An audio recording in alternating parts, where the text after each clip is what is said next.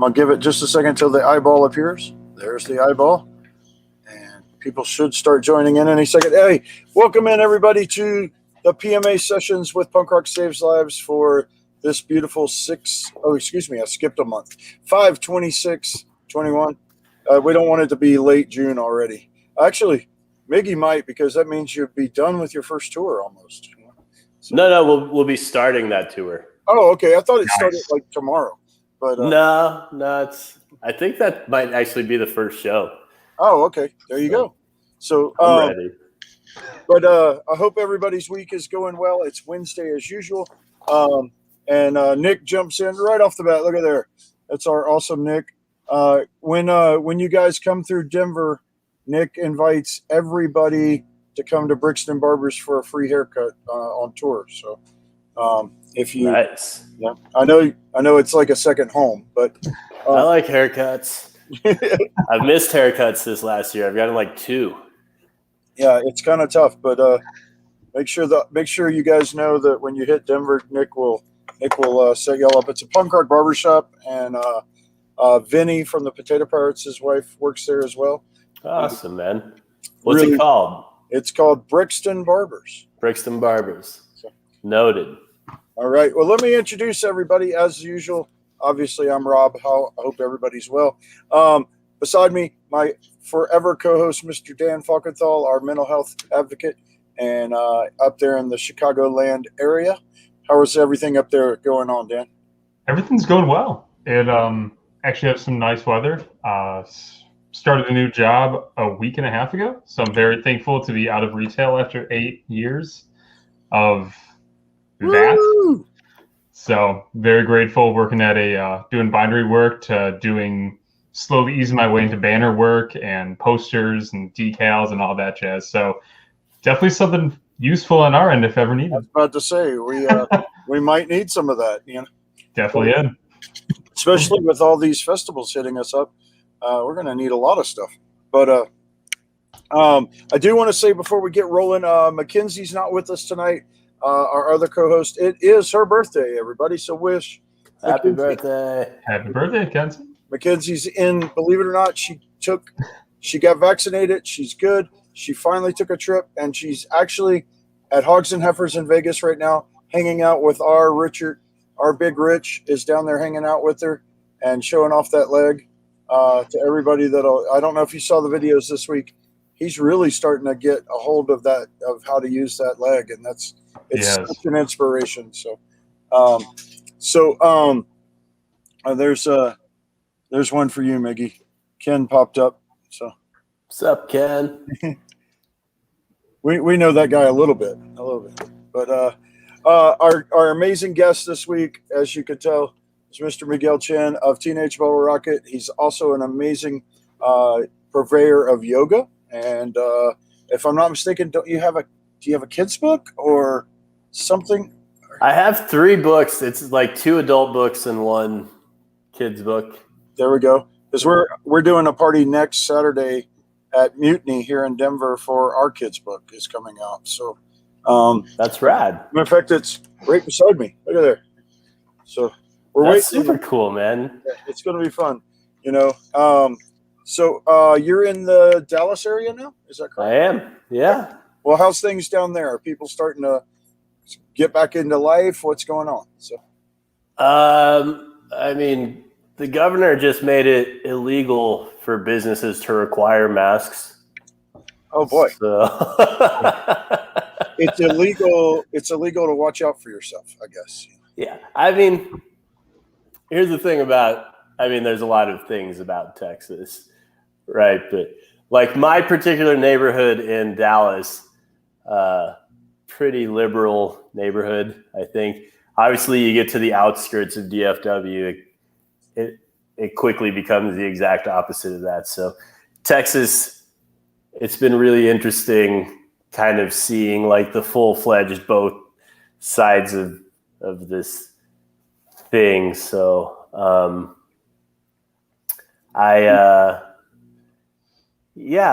don't know. I'd say it's kind of been semi-normal here the last couple months because it kind of became one of the places that was like, hey, we have more vaccines than people who are taking them. So we were all able to get vaccinated like really quickly and effortlessly. And Good. If I can only figure out a way to send some of that extra to our Canadian friends and so many more, absolutely. Yeah. It's crazy. Like we were talking, because our drummer's in Canada. We were talking about just fucking flying him here to get vaccinated, but he ended up being able to get vaccinated up there finally. But it's real slow. We had the whole group from Thousand Islands Records come on, and they were. We have a surprise guest that wants to say hello, and she also has something for you. So, hi, April. What's up, April? Hey. April, I was just talking about you. Yeah. I'm just gonna see you in like 2 days. We were just talking about like it's Texas. People can hang out here. Yeah. I'm hanging out with you on Friday. Hell yeah, man. April, you're going on a little road trip finally, right? Yeah, it's finally heading out. Going seeing some friends along the way to see my brother in California, and head up to see you in Denver for a couple days. Yeah. And I start by seeing Miguel in Dallas on Friday. That's perfect. Bringing my cat across the country again. Oh yeah. She likes riding in the car. Yeah. Not many cats do. Yeah. That's a fun cat. Just like jump in the car like a dog going to the park. Don't get me wrong, but it's okay. Someone's reading one of your books right now. There we go, Rita Marie. So, right on, Rita. I like this format. I like the little pop-up comments and stuff. It's fun, man. I sit here and watch them, and there's a lot of great ones, and I try to throw everybody in every so often. Nick was asking if you had any good yoga moves for a bad middle back pain. So yeah, I would say different variations of back extensions. Like a lot of back pain isn't so much from tightness as much as it is we don't have strong back muscles. So like Bhujangasana is like cobra pose, or different versions of Setu Bandhasana. It's like a bridge, and you can do like lots of variations with props and supports as you build up your back strength. So like Iyengar yoga, I think is really good generally if you have like issues. So maybe look up Iyengar middle back pain, and I guarantee there'll be a back extension with props that can be useful. there you go. Look at that. Who knew that punk rock and yoga went together? But they do. Oh, hell yeah. Yoga can keep punk rockers sane. Yep. I'm a subscriber to the punk rock yoga. And we have I think we've talked to you a little bit about it, Miguel, but we have Michelle Swain that does a yoga session once a month live on the internet to the world and donates to us for it. And that's awesome. That's really awesome. We need to set up a session with you and get people to you. That'll be right. So we can do that. That's not hard to do. Send them to my forest. Yes. I love that Dallas forest. Yeah, I recognize that background. I know where you're at. that Dallas forest. It's there's not that many trees in Dallas anymore. Were there ever, actually? I mean, there's plenty of trees that just get yanked out by tornadoes every once in a while, but we got them. I lived in Nashville for 18 years of my adult life, and we had just as many tornadoes.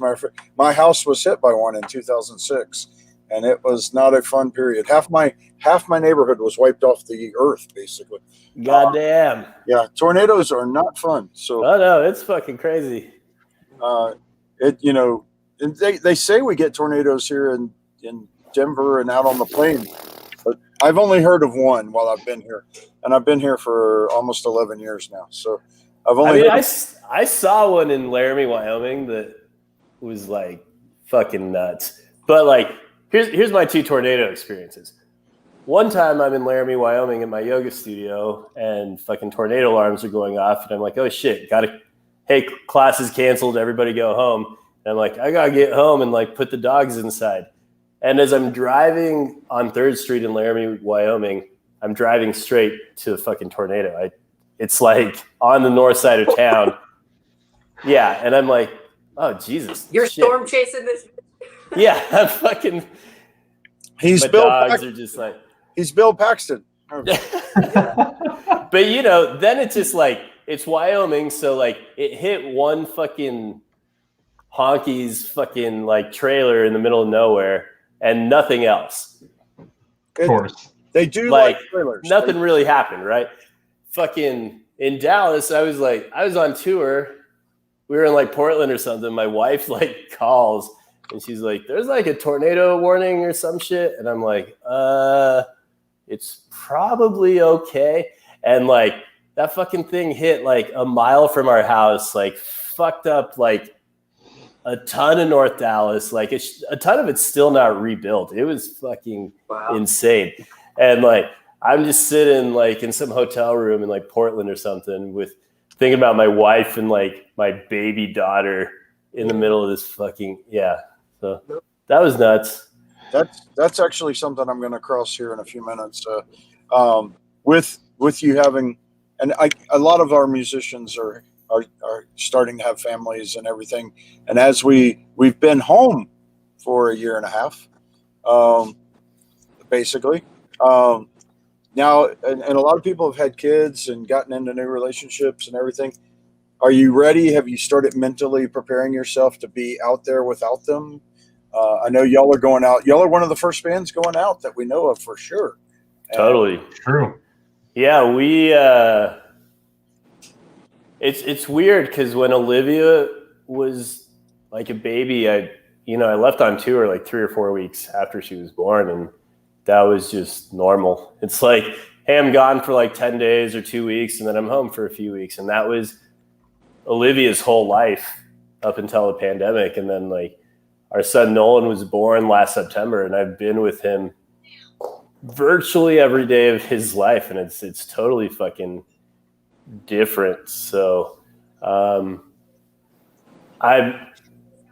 don't know. Like part of me is like, holy shit, I can't wait to have a few nights away from the kids and like have fun and have my life back. But another part of me is like, it's going to be kind of fucking weird not having my little dude with me because I've never really been away from him. Yeah, it's got to. It's gonna take a lot of getting. Rich is here. There he is, sitting. He's watching us at the bar at Hogs. Go figure. Wait, is it his birthday today? Like It is? It's his birthday today. And Birthday, Mackenzie! she said something about having a dinner. Got a reservation at this time, but I think the reservation was hanging out with Rich at Hogs, and that's all right. I would do the same. Y'all would have to. I'm going to see her in a couple days on my way out to California too. She's one of my stars. Up in an Albuquerque. You're going on tour April 5th. Yeah, I know. It's weird. I'm taking my guitar. I might as well play something, right? You should. I kind of wish you were going on tour with us. I remember like That would be fun. we kind of you were on tour with OC45, and we just kind of roped you guys into like being our crew for these shows we had with Descendants. That was fucking pleasant. It was like, oh look, April sets up drums and Derek and Adam fucking set up amps and shit, and I just kind of get a like pretty awesome. Yeah, it was nice. Got to hang out with you guys, which is always nice, and go to some badass Descendants shows. Going to work. So that was darn. Great. Yeah. Oh, work. Darn. That's the joy of our existence in a way. It's even when we tech stuff too. I mean, doing that and like stuff like Warped Tour. I fucking love that stuff. Somebody hire me to go like sweat on something. I'll do it. Miggy, I think she just reminded me, I think that's the last time we actually saw each other was the parking lot of the very last Warped Tour. We were parked side by side, waiting to leave the parking lot. That was nuts. Yeah, we just sat there and talked because nobody could leave. You were stuck in Mountain View. that was fucking crazy. That whole night was crazy. That was like everyone was waiting for NoFX to barely show up on their private jet or whatever, and we were just housed. Like we hit up production. Like our band, like we're really good friends with all the production on Warped Tour because when we did Warped Tour, we were kind of the only like old school punk band, so everyone just like loved us, right? And oh, you guys need monitors? Oh, what? Yeah. Well, we went to production. We were like, hey, can we have some extra beers? And they're like, yeah, of course, no problem. And so like me and Ray just had like these fucking pallets of beer, and we were like, cool, let's take them to the van. And security from the whatever that place in Mountain View is called, the Google Center or whatever the fuck, was like, hey, you can't take those beers out there. And we're like, production said it's okay, and which they didn't. They told us to like drink it backstage or whatever. So then like we got called to the office, and they're like, you motherfuckers, like we just gave you like 100 fucking beers and you're trying to go drink them in the parking lot, like you dicks. Yeah. We are squirrels burying these beers in our van. Don't you understand? Yeah, right. We need these beers for the ride home. How are we going to keep them cold? Who knows? Who cares? Okay, there's always a cooler in the van, dude. That's true. True. That's the one good thing about the RV. It does have a little refrigerator. Oh, see, you fancy boy. Yeah. Yeah, all those years of not being fancy. Yeah, no, you pay your dues. That's Got the upgrade. Yeah, it's and I don't know everybody out there, if you get a chance, Adam Baum from the faction and the president of our board of directors and I, and mine and April's guitar player and songwriter and all that fun stuff. We're kind of incestuous. We do everything together. But Adam and I got to sit down with Mike Fisher on his podcast, and it went out today. So if you get a chance, April, if you're driving, it's pretty cool. We talk about the band a little. We talk about the album a lot, and we talk about what Punk Rock Saves Lives is. It's pretty cool. It's rad. And then earlier in the week, I actually got to sit down with Dying Scene as well, which was really, really cool. So we're getting it out there. It's kind of funny. I joke, but somehow through a pandemic where our first and all of our tours that were lined up got canceled as a new nonprofit, we've somehow keep developing into a bigger nonprofit. So we're finding cool ways. And as all this opens up, I can't wait to get back out there and be hands-on and everything. And I think the very first thing we're doing our first bone marrow drive with the drive. The drive code is cool. They always, when we do the bone marrow drives, we code them all so we can tell the bands, hey, we found a match at your show. That's awesome. Really wow. Cool. Teenage Bottle Rocket has a couple. I'll have to go back and dig them up we're supposed to get the data. We lost all the data when Love, Hope, Strength stopped and we began, but they are going to now that we're officially partnering with them to do bone marrow drives at these big festivals and stuff, they're going to let us have the data back. So I believe Teenage Bottle Rocket had a match or two. And I think that's really awesome, man. And I think one of them might've been the, either the replacement show at the Fillmore or one of the marquee shows. We did a bunch with you guys, so y'all were always great to us, and we appreciate that. So obviously, one of our favorite bands too. I mean, It's true. I want to be a dog is like my life. Oh yeah, that's definitely a song for Rob there. Yeah. So we've got we have 4 dogs. And then we're babysitting 4 more right now. So the house, damn, and our house, we live on the east side of Denver. The houses aren't very big. Yeah, ours is an old bungalow they built for the Air Force Base in Lowry. So all these Air Force people had housing in the 20s. or whatever. Whenever People were small in the 20s. They didn't need as much space. I think this little house was built in 1928. So I don't think there was an Air Force in 1928, but there was a base here, and I guess it might have been Army or something back then, but it became an Air Force base. But it's pretty rad. So but lots of dogs. I love, and our corgis. I don't know if you remember our corgis doing a Yeah. They did a corgi pit at Warped Tour outside the camper. I was like, my dogs are moshing. All right, perfect. Speaking of dogs, Mickey, the last time I saw you, I don't know if you even recall this venue, but it was a hot dog place in the basement in Elgin, Illinois, called Legit Dogs. I do remember that show. That was crazy.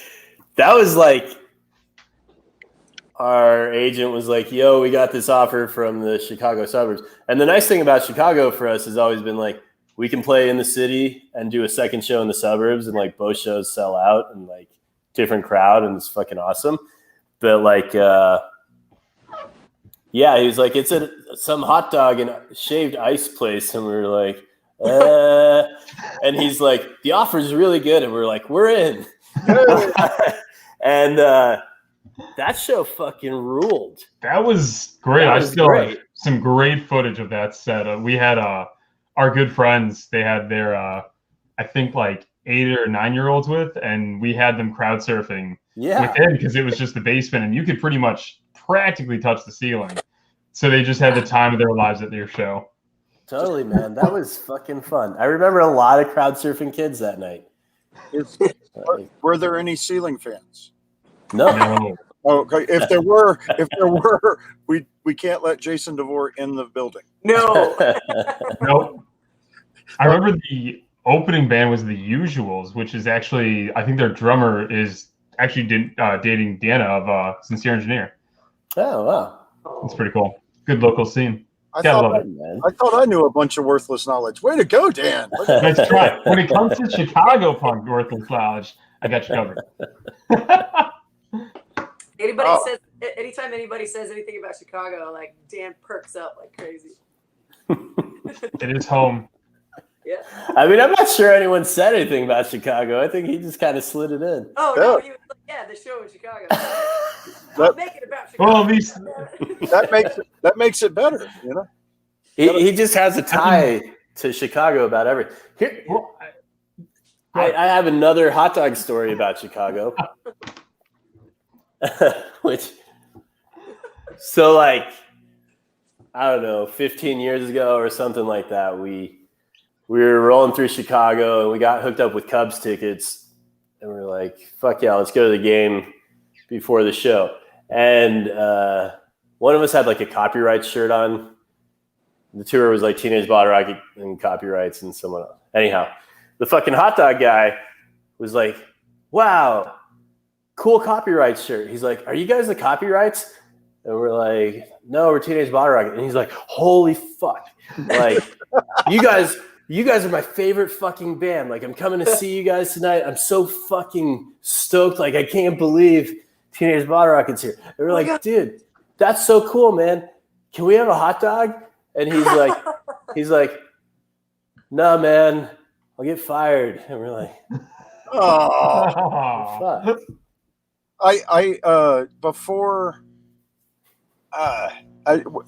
Same kind of story. Before a show, and it might have been before a festival in Chicago, but I was there and I was staying with Eric from Counterpunch and Zenny, his awesome wife, and I had to think about that for a second.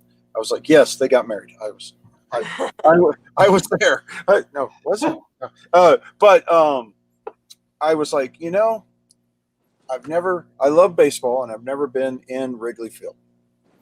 I'm going to try to get a ticket. So somehow I scored a ticket by myself and went to Wrigley Field for my first game, sat there, ate some popcorn, watched the game, enjoyed it. And they gave me, your first ever time at Wrigley, if you go to the, like, whatever it's called, the guest relations or whatever, they give you a certificate for being at your first Wrigley Field game. And I was like, oh, damn, I missed out. Yeah, I missed out too. Fuck. Shit. Well, I can get one. I haven't Go. done it yet.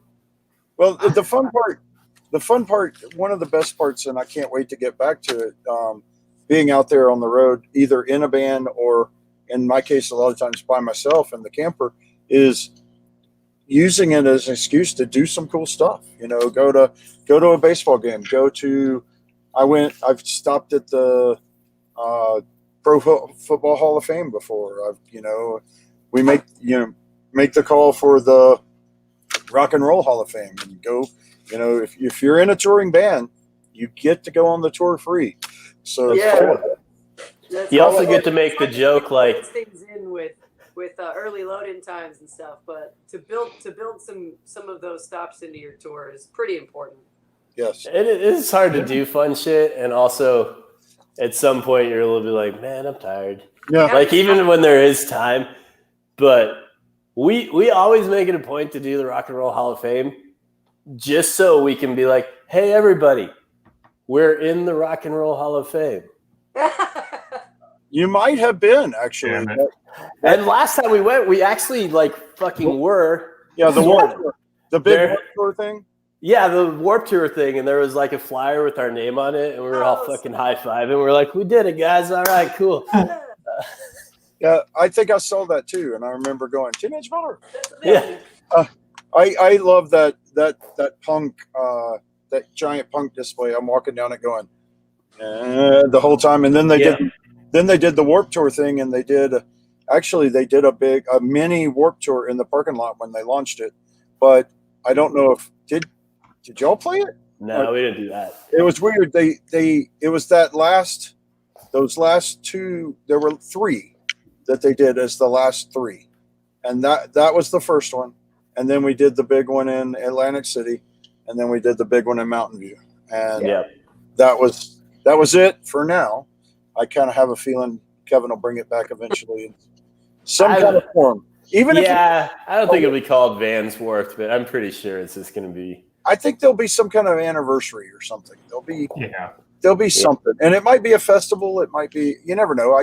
I mean, I think Kevin's kind of a genius, so he'll figure it out and do something cool with it. So that guy was always so nice to Teenage Bottle Rocket. Like I kind of feel bad about like.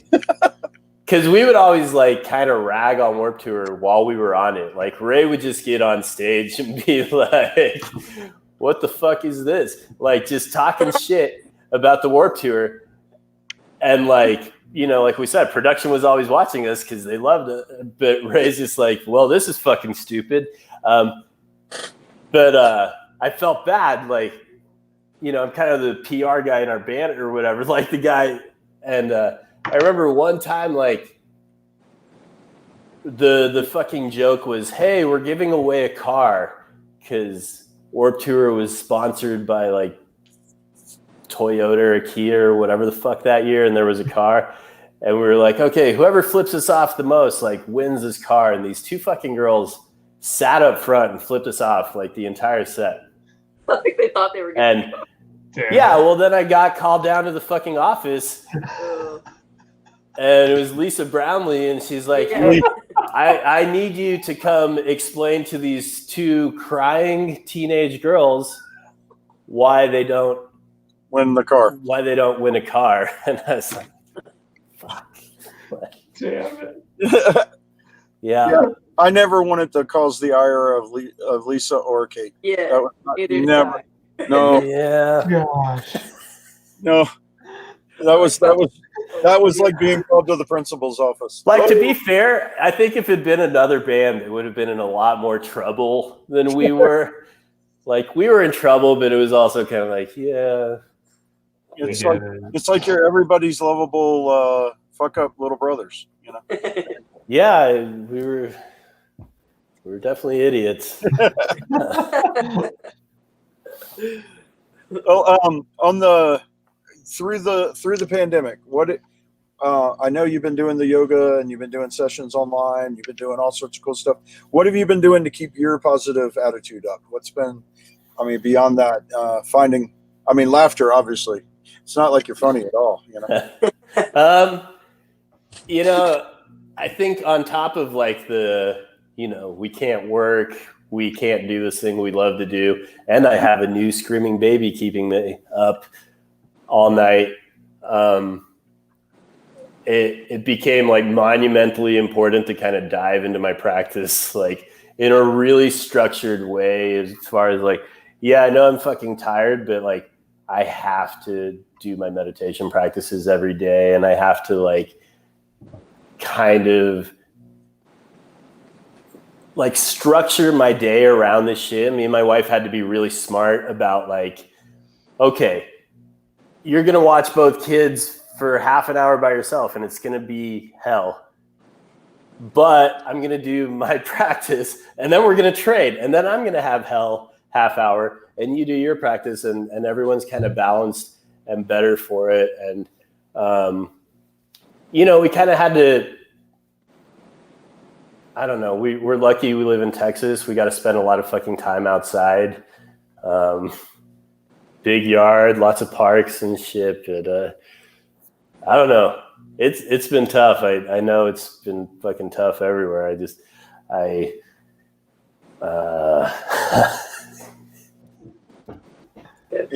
doing it, man. You're doing it. Yeah. I'm here. Yeah. All the kids survived and stuff, and Then hell yeah, you're doing it. Dan's throwing up all the links, so there's Yoga for Punks official. So hell yeah. Just signed up. Yeah, no, just signed up before this. Dan, we jokingly call Dan our silent Bob because he hangs out, but he's the one doing all these links and stuff, so it's really rad. He quietly makes things happen. And then Chicago comes up and he starts talking. So hey, when I've seen one of the bands we've had on, I got to relate somehow. That's right. Especially at a unique underground hot dog venue. That's a cool show, man. My shoes are still covered in red paint from that floor. It's like you fucking remember weird shows like that, though. Like we've played a fuck ton of shows, but weird ones stick out more than like the ones that run really smoothly and like nice venues and everything's in working order. Like a lot of those kind of fade into the ether, but like the fucking weird ones. And I know like we're about to have a bunch of fucking weird ones next month. So this is true. I love that. I love the flyer that you put out with the mask and not be a dick and all that stuff. I loved it. It's what we need to say right now. You know what I mean? It's like, if we're going to get Be cool. It's funny. April fucking did that flyer. And there was so much talk between us and our label and our agent and our publicist about like, how the fuck do we do a tour? Like, and to make matters worse, right before we announced this tour was that fucking like Madball thing in New York. And we were just like, okay, we got to do the opposite of that. Cause we want to show people like there's smart ways to go about this and to do this. But at the same time, it was kind of like, well, we have to play places we know our shows won't get canceled. So like, we're fucking going to Alabama and Tennessee and Virginia and Florida. And like, so we're kind of tasked with like, how do we bring safe punk rock shows to these places? And, there's the responsibility that you guys have to do it the right way is a weight. So yeah, especially after that whole Madball thing, it was like, well, okay, I have to make a concerted effort to address this thing now. Whereas the Madball thing, they were just like, it's a fucking show in the park, whatever, come on with it. You actually totally have to address the thing and talk about it and like keep it at the forefront, just so people don't lose their minds thinking that we're all back to normal already. And no, we still So, we're like, this is certainly not fucking normal, but we're also like realistic. We're like, I mean, I live in the South. We're going to the South. Like, it's we can't force people to fucking wear masks. We can't force people to get vaccinated. Like, the only thing that we can really do as a band is like kind of try to fucking lead by example and be like, yo, look, we're all fucking vaccinated, and like, we think that you should do that too. And like, and that's what we're fucking doing. Like, I don't know if you guys saw this news story about this promoter in St. Pete. Not ringing any bells. Okay, so this guy's idea was to charge $999 for tickets to our show. Or if you show like your vaccination card, you get a discount, and it's $20. And yeah, and like, we actually just ended up on ABC News Tampa because of this fucking thing. And you know, and I'm kind of like, I'm in such a weird place because I'm like, I believe that like we should get vaccinated and we should take care of each other. But I'm also like this, I also believe like you can't force people to fucking do shit. And so what the fuck do you do? It's a tough line to. Yeah, like what the fuck do you do besides like do your part and encourage other people to also that's kind do of their part. We've been doing a lot of that on here, and the best way to do it for us is just to say, look, please get your vaccinations, because it is the biggest way for us all to be in a pit together again soon. It's just the truth. If you can, we don't care about the politics and we don't care about everything like that. But if you get your shots and more of us get vaccinated, the bigger chance of us actually having something of what was our life before. And, you know, we talk about PMA. To me, one of the biggest PMA things in the world is a concert. And, you know, and I want that back. So I got my shots. I know April got hers. I know Dan's gotten his. I know we want that, and we're not trying to be political about it. I don't think there is a political to it, but bottom line is, if that freedom gray area, that's where it kind of comes in. But and it's true. People should have their choice, and that's fine, you know. But let's work together on this, guys. I mean, you know, polio doesn't exist in the world anymore. Yeah, and there's a reason, you know. I a little bit think about it like sooner or later, like most people are going to have antibodies or be dead, but like one way or another, like I try to be like, vaccination speeds up the process in a lot safer way than just letting everyone fucking. Yeah, Tina and I both had it. 100 years ago. I had it too, man. It was horrible. It was probably the worst month of my life. That sucks. Yeah. I had it and it was totally not bad. I actually spent a night and a half at Denver Health. So that's fucked up. They actually admitted me, and I thought I was feeling better. I went in to. Scared me, Rob. You scared me.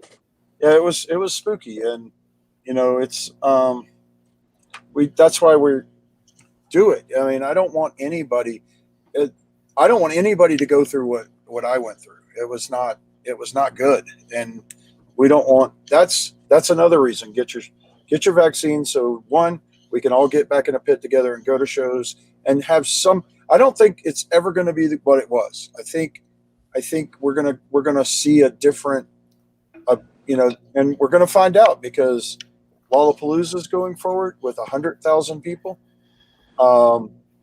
Riot Fest is going forward, and that's like 60 to 100,000 people a day. Punk Rock Bowling is going forward in Vegas, and that's 35 to 50,000 a day.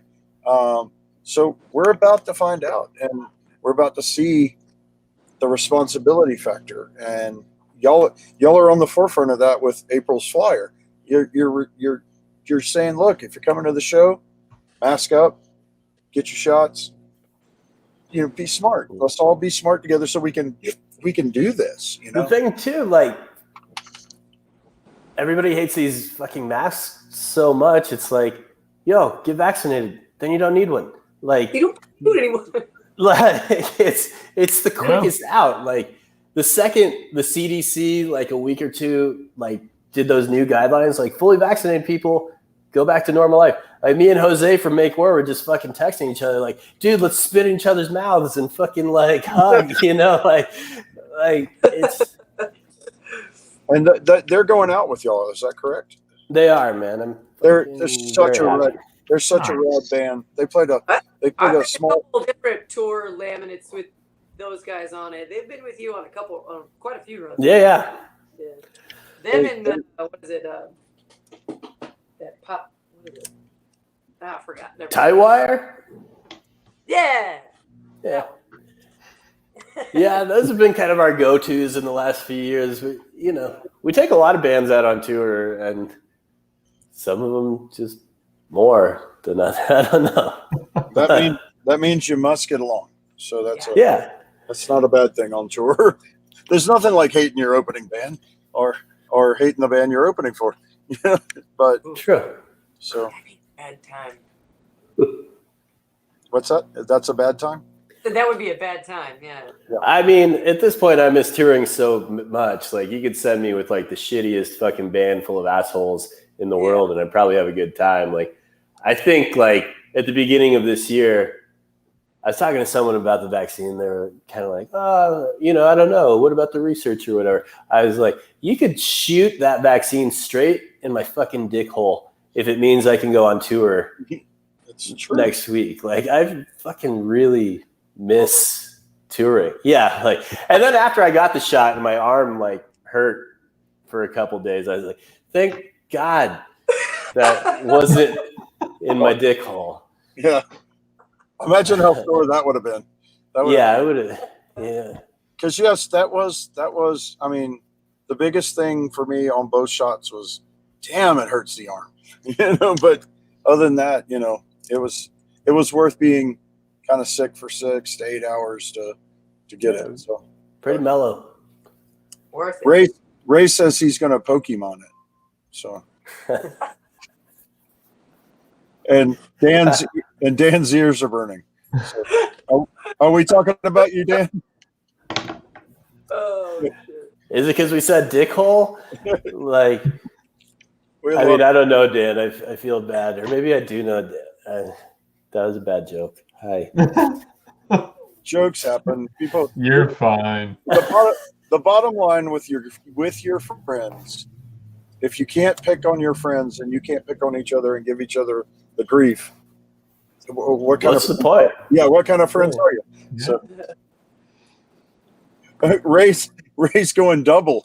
Moderna's going for Pfizer next. Yeah, Pokemon. He's trying to collect them. I wonder what that would actually do. Except make me level up every time. Level up.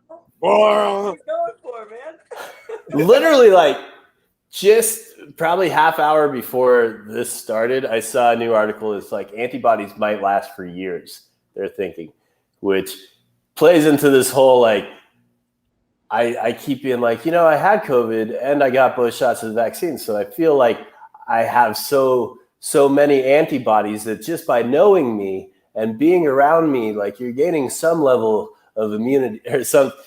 There's a level of protection. I feel the bubble. Yeah. Like, even now. If you're scared of the shot, like, I'll spit in your mouth. It's. Apparently, Miggy, we're selling books for you as we go.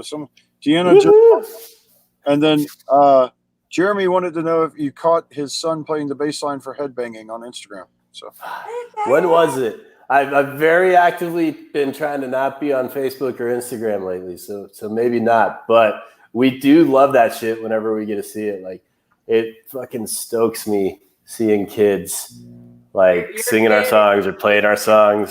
Drums. Let's get a little kid band going. Yeah.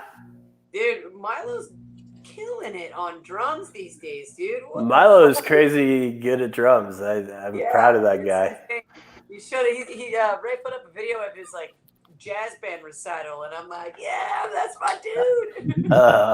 Then He said, get up.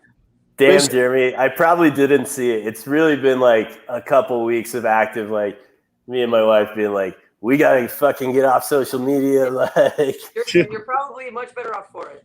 yes, yeah. it's kind I'll be of back though, and when I'm back, I'll definitely check it out. Make sure it's like hashtagged or something so I can find it. Because that's the thing about social media is like there can be such beautiful, like cool shit like that, and then unfortunately, like it's constantly overshadowed by like just angry people. angry arguments over nothing. So, Yes. but we try to play the positive. I know I told you we would run about 45 minutes because I bet the kids and everything have life. So we've hit that mark. But I do a couple of things every week. Yeah. To close out. So let's number one, and we'll go around the table and kind of do it. Number one, is there been any bands, songs, podcasts, books, anything that's helped you get through the last couple of weeks that that you could recommend to people that might also help them get through the next few weeks? We'll let Miggy just think for a second. Dan, what's been blowing you up the last week while you've been working this new job? You know, you'd think even after 2 weeks off of PMA sessions, I'd be prepared for this like question I get asked every week, and I'm always have 2 or 3 things, and I'm scrolling through like, what the fuck have I been listening? Quick, message Kinsey. Tag team, Kenzie, get on. No, that's a really good question. You know, I've been really blasting my reggae playlist a lot recently. So anything from Trevor Hall to Ayaterra, into a lot of that, just as much as my punk love. So yeah, a lot of that. I know you're a big fan of Revolution. Yes, love Revolution. And lo and behold, they come by the booth at Lollapalooza when we were working it, and you weren't there. No, I wasn't. And they just released a phenomenal single. Authority Zero's manager also helps manage them and tours with them. So we'll try to get that next time. So yes, Dan looks shocked. He didn't know that. I didn't. I would have never guessed. Yeah, Brian Sandell. He's an awesome dude. So, all right, Shoop, has there been anything blowing you up the last few weeks? Yes. Oh my God. And I'm so kind of pissed off that this band has already been around for a decade. Oh my God. Okay.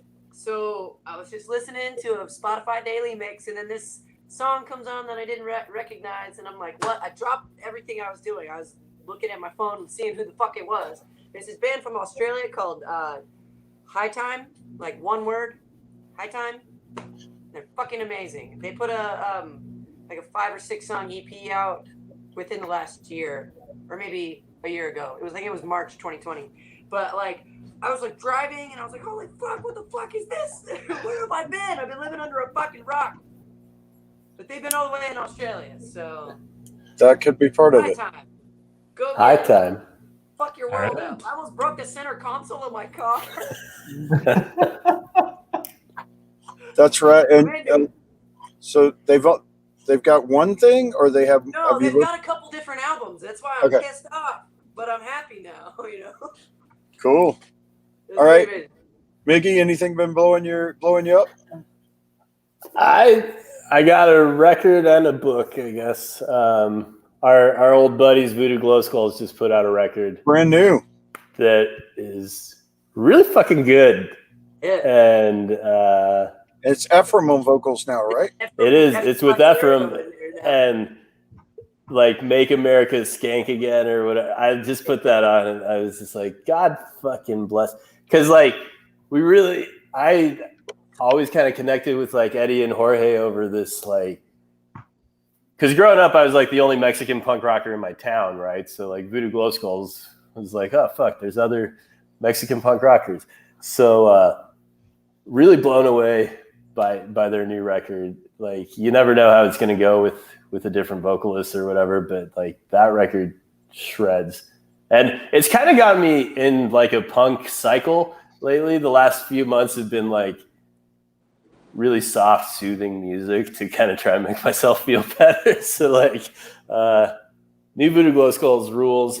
And then I'm rereading a book right now called The Happiness Advantage by Sean Anker. Someone just wrote about my blog. I posted about it in my blog today. Ken. Yeah. I do. That's some good but shit. He talks about neuroplasticity and our ability, like the brain kind of rewires itself. And so if we're constantly negative, our brain becomes really efficient at being negative, or if we're constantly positive, it becomes efficient at doing that.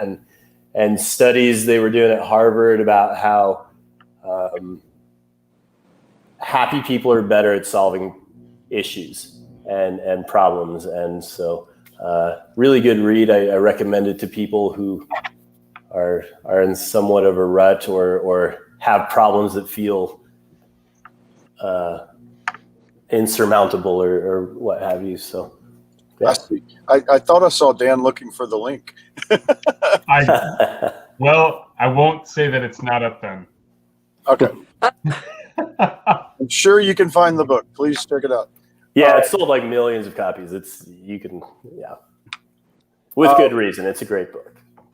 All right. So just a couple of quick announcements, and I'll do the question. And I don't know if April's ever answered the question. What's the question? You'll find out in a second. Wait, yeah. I know the question. Okay. I've answered it before. Okay, then you've answered it. Oh, you found the link. There you go. So there's the link.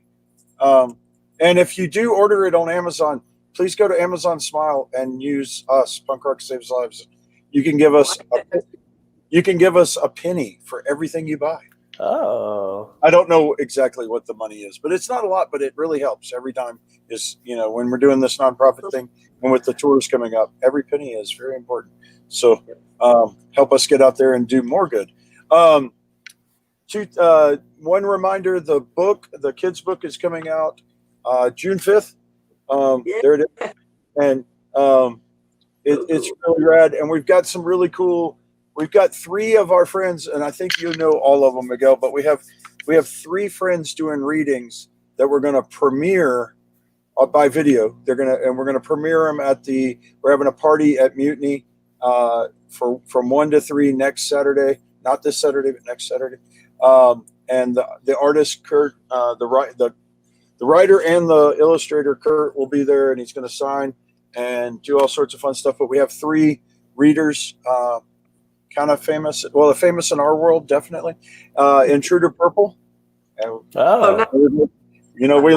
love our Purple. And imagine Purple reading kids' book. It's going to be perfect. Followed by, I don't know what order yet, but Mr. Justin Sane from Anti-Flag is doing some reading for us.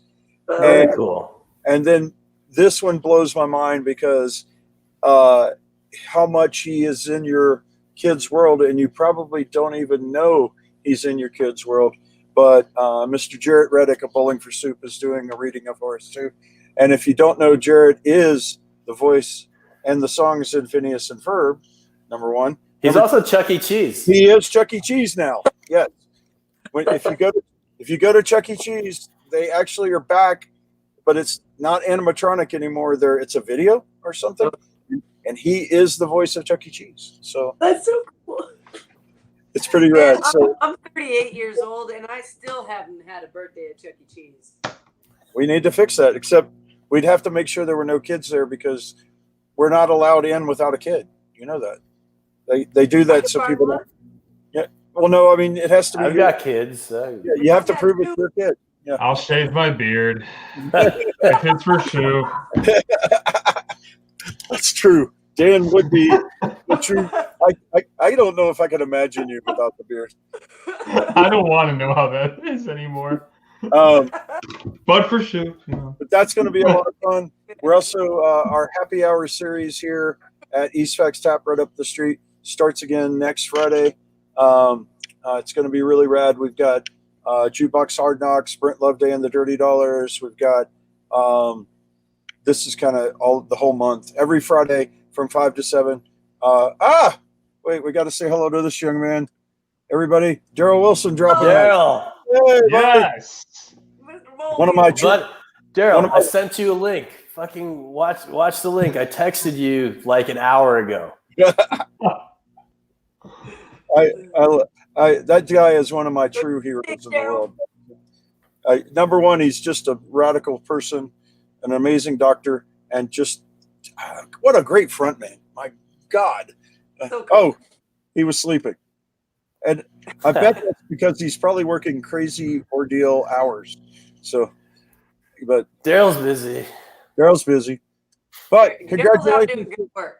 congratulations to the Bow Weevils getting back to Riot Fest. That's rad. Yeah. So that's really cool. And signing to Red Scare. Heck yeah. Yes, Red Scare. And he's just blowing it up. Yeah, gotta work. And Mackenzie just jumped in and she says, April, she'll take you to Turkey. Yay! There you go. How are you watching from Hogs and Heifers? That's They got it on that big old drop screen. there you go. I hope you're having fun there. April doesn't. Mackenzie doesn't drink, so she's hanging in a bar just having a blast, and that's rad. So, all right. Other than that, we've got the new fundraising platform out there. So please check out Classy.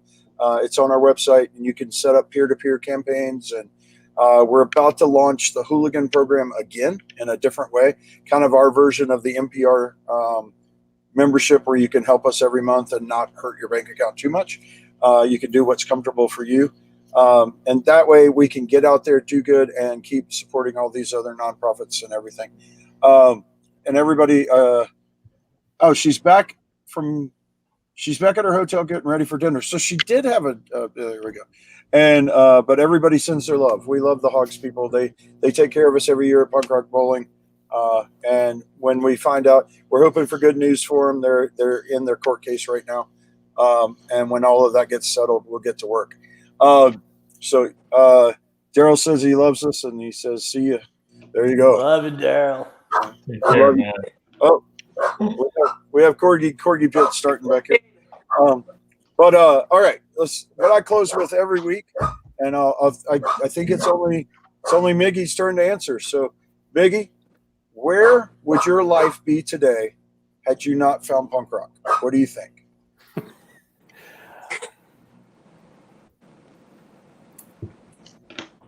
I maybe would have been a cook, like a chef or something. Which is like my life would probably be fucking worse, but like I think humans find ways to be creative or persevere, and like a lot of times fucking cooking or whatever, I have this thought where I'm like, maybe I could have done that. Like I'm a decent cook, and I have a lot of love for food and a lot of love for sharing food. So obviously the answer is my life probably would have sucked. But from a positive perspective, maybe I would have had an adult chef job. Chef life. Yeah. Love it. Was that me that locked up? Yep. It's not a PMA session without some kind of technical problem. So there. All right. Well, guys, it's been an amazing talk. Miggy, we love you. We love the band.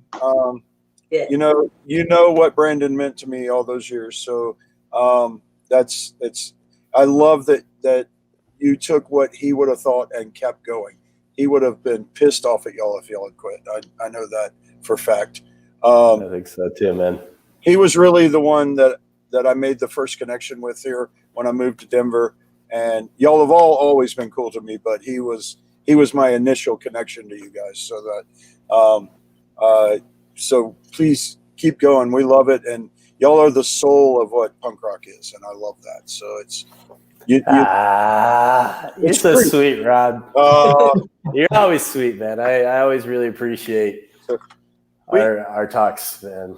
We just want to do good in the world, man. It's rad. So we can use our community to make good change. It's rad, and we're lucky to be surrounded by such amazing people. So, other than that, any closing words? Anybody? I'll see you in a couple days, and I'll see you in a couple weeks. All right. And I'll see you at Chuck E. Cheese with Mackenzie. Yeah. Dan will be the kid. He's going to shave that beard. So. Right on, dude. Wait, Tina's telling one of the puppies that we're keeping bad girl, and I thought she was saying no, Dan, don't show.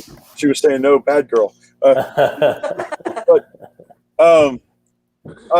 forgot to say, still working hard. We got some killer updates coming about the second version of the album, and we actually need to talk to Teenage Bottle Rocket. So I'll be working on that. We did one compilation already, and a lot of the bands on that compilation, and we're gonna Adam now says we're gonna do 5. So, and the 5th, We're gonna do 5 comps. 5 comps over the next few years. We're working on number 2 right now. It's gonna be really tough to top 1, but I got a couple of good ones today, so I'm stoked. Be working on more, and so keep an eye out. And with the 5th, Adam wants to do. This is the vinyl collector in him. If you get all 5, you'll have an option with the 5th one to get this foil embossed box that'll hold all 5 albums. He's so extra. You thought this out, yeah. When you go to Vegas, next time you go to Vegas, let me hook y'all up, and you need to see Club Adam. It's his. He's got 50,000 albums, and they're all in this top room of his condo. Insane. And it's the most cool place I've ever been. It's a museum, man. It's rad, but he plays them all. I mean, you can. Yeah. It's nothing in there is unplayable. So he goes for it, and it's pretty rad. And you might have liked his band a little bit. You might have liked the Faction just a little. But they're one of my favorite bands. So. All right. Well, other than that, guys, please stay in tune. We're in talks to maybe make this a podcast so that we can do it at different times and get a lot of different artists that we haven't been able to get, because it's always hard to line up this time. So, but that might be coming with touring resuming. We're going to keep going, but when touring resumes, it's going to be hard if I'm in transit somewhere to stop and do one of these. So if we could do it as a podcast, that's an idea we're working on right now. And do it from Waffle House or something. Yeah, we could do a Waffle House tour, and I'm okay with that. The Southern boy in me goes Waffle House, Waffle. Scattered, covered, smothered. Yeah. But you know what I'm talking about. If you know what I'm talking about. Yeah, we know. I joke that I do the Zaxby's tour anyway. So. I'm lucky that I went to college and worked at a venue right beside the very first Zaxby's. And at one time, believe it or not, Zaxby's sold beer, but it was just the very first store. And we used to sit on the porch, drink beer, eat chicken fingers and wings. And kind of perfect right before you went to work a show all night. But all right. So we close every week with one love, up the punks. Good night, everybody. We love you. Night, everybody. Thanks so much for coming on. Thanks for having me.